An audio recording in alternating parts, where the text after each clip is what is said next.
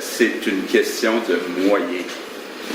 Créer de la richesse, c'est pas une fin en soi, mais c'est un moyen qui est nécessaire pour être capable de se payer des programmes sociaux, puis aussi pour se permettre d'être plus autonome face au reste du Canada.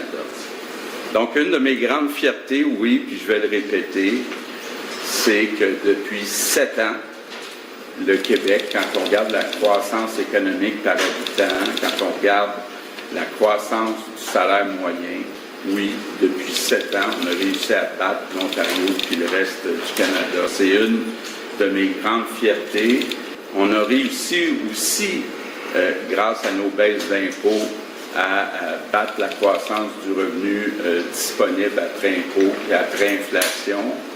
Évidemment, les Québécois n'ont pas toujours ressenti cette croissance du revenu disponible parce que, comme partout dans le monde, on a vécu une période où il y a eu une forte augmentation du coût de la vie. Je pense entre autres au logement, je pense entre autres à l'épicerie, mais il reste que quand même, les faits sont têtus.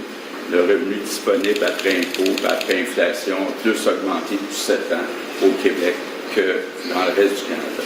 Comment on a fait ça? Bien, encore là, je suis fier. On a pris une position, j'ose le mot, peut-être que vous allez plus me pardonner les mots maintenant, une position très agressive pour attirer des investissements des entreprises au Québec. On a eu beaucoup plus d'investissements des entreprises depuis 7 ans.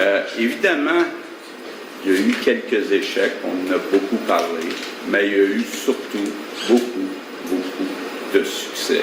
Et c'est ce qui explique aussi nos bons résultats économiques.